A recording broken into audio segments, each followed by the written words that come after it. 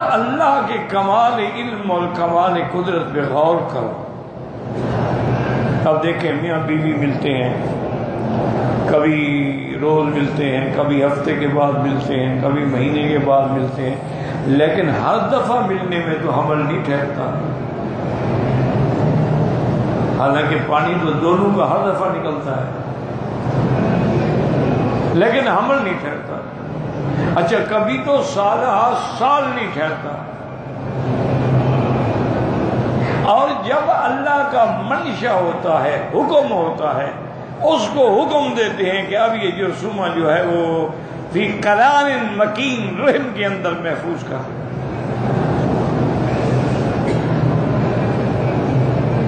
اچھا رحم کو کیسے پتہ لگتا ہے کہ اسی کو میں نے محفوظ کرنا ہے؟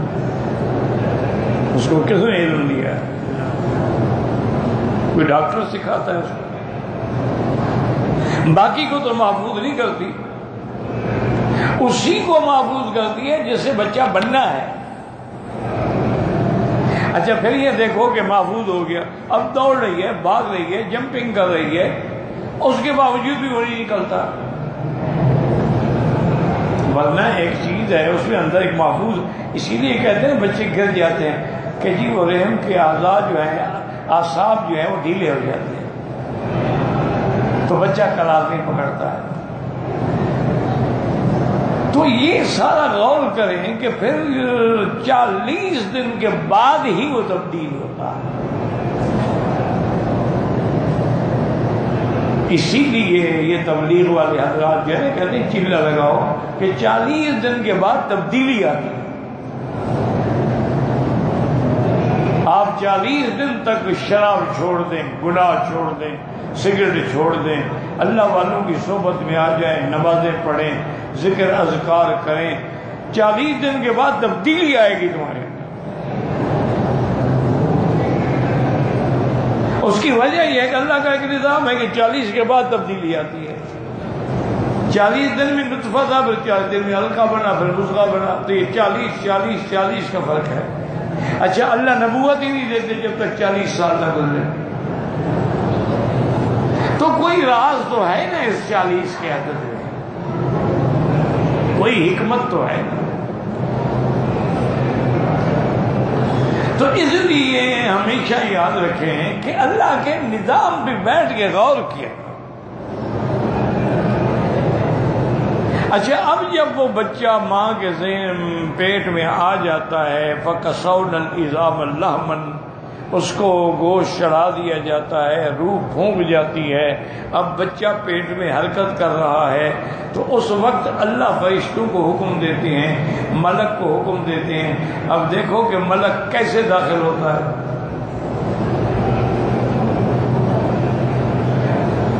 اور پھر فرشتہ پوچھتا ہے کہ یا اللہ یہ لڑکا ہے یا لڑکی؟ فرشتہ باوجود داخل ہونے کے بھی نہیں جانتا۔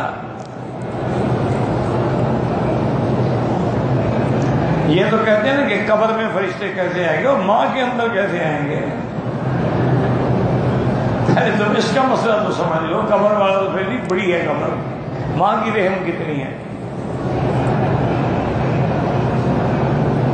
پھر وہ ہر باوجود اس کے نہیں جانتا، پوچھتا ہے اللہ یہ لڑکا ہے کہ لڑکی؟ فرمایا لڑکا۔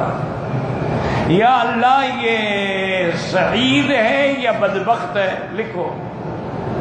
رزق کتنی ہے، عمر کتنی ہے، سب لکھا جائے۔ یہ کمال ہے کہ بچہ پیدا نہیں ہوا، سب کو چلنا ملے۔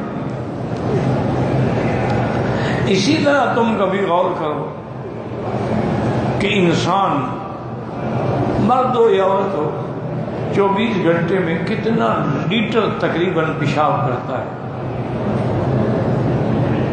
اگر نعوذ باللہ پیشاب رک جائے تو مصیبت ہے، بیماری ہے، کم آئے تو بیماری ہے، کھل کے آ جائے دل مطلب ہے کہ ٹھیک ہے، صفا ہو رہے ہیں اندر سے گردے۔ کم سے کم بھی 24 گھنٹے میں 2 لیٹر تو ہر آدمی پیشاب کرتا ہے، لیکن پیشاب کرنے پر غسل نہیں ہے، وضو ہے۔ استنجا کرو، وضو کر لو۔ اچھا میاں بیوی ملتے ہیں، کتنا پانی نکلتا ہے؟ لیٹر ہوتا ہے، چند قطرے ہیں۔ غسل ہے. یعنی اگر چند تولے نکلے مادہ منویہ تو غسل ہے. یہاں لیٹر کے حساب سے پیشاب نکلے تو غسل نہیں ہے. اس کی کیا وجہ ہے؟ تو اس کی بات سمجھیں. جیسے کہ ابھی آپ حدیث میں پڑھ رہے ہیں، اس کی وجہ ہے کہ نطفہ جب قرار پکڑتا ہے نا پورے بدن میں گھومتا ہے، پھر جا کے قرار پکڑتا ہے. چونکہ وہ پورے بدن میں گھومتا ہے، اس کے لیے غسل بھی پورے بدن کا ہونا چاہیے. پیشاب پورے بدن میں نہیں گھومتا ہے. وہ تو ایک گردوں سے آیا مسانے میں ہے، مسانے کے بلیڈر میں ہے، اس کے بعد باہر نکل گیا. لیکن یہ نطفہ ہے کہ جو بالکل پورا دورہ کرتا ہے سر سے لے کر پاؤں تک، اور ہر تاریخ کو یہ الگ جگہ پر ہوتا ہے.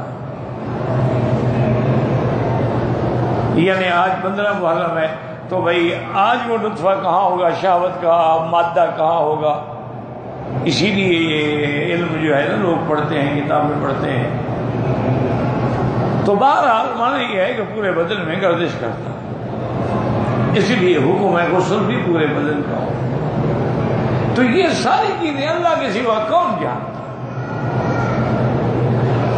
اچھا آگے اللہ پاک یہ فرماتے ہیں کہ وَمَا تَغِيظُ الْأَرْحَامُ وَمَا تَزْدَادُ.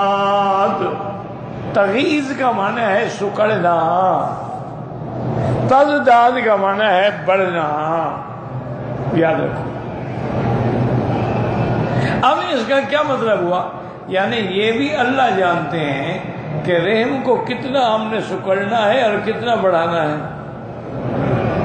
جتنا پہلے نطفہ ہے نا، پھر تھوڑا ہلکا بڑھا، پھر لتھڑا بنا، پھر اس پہ گوشت چڑھایا گیا، تو اتنا رحم بھی بڑھتی جاتی ہے. تو یہ اس کی کمی اور زیادتی جو ہے اللہ کے سوا کوئی نہیں جانتا. وما تغیظ الارحام وما تزداد. اسی لیے کتابوں میں آتا ہے کہ اگر مینا کی سرزمین میں تم چھیڑ چھاڑ نہ کرو، اس کو اس کے اپنے حالت پہ چھوڑ دو. جیسے کہ حضور نے فرمایا تھا من سبق، جو پہلے آیا اس کا حق ہے. تو کہتے ہیں کہ مینا کے اندر بھی یہ خصوصیت ہے، جیسے ماں کی رحم میں یہ خصوصیت اللہ رکھی ہے. کمزور بچہ ہو تو اتنا کھلتی ہے، بچہ موٹا تازہ ہو تو اتنا کھلتی ہے، 10 پاؤنڈ کا بچہ ہو تو اتنا کھل جاتا. تو یہ سرزمین مینا بھی ایسی ہے کہ قیامت تک جتنے آدمی آئیں گے سب اس میں سما جائیں گے. انہوں نے کہا یہ بھی اس کی خصوصیت ہے. لیکن اب ہم نے خود چونکہ چھیڑ دیا تو لہٰذا وہ برکت ختم ہو گئی. کیونکہ ہمارا ایکان جو ہے وہ تو اب ہم نے بلڈنگیں بنائی، جگہ بنائی، یہ کیا، تو وہ بات تو نہ رہی. اگر ہم اللہ پہ یقین کرتے ہوئے ان کو اسی حالت میں چھوڑ دیتے جس حالت میں حضور پاک کے زمانے میں تھی، تو کبھی بھی الحمدللہ کمی نہ آتی. اس لیے اللہ فرماتے ہیں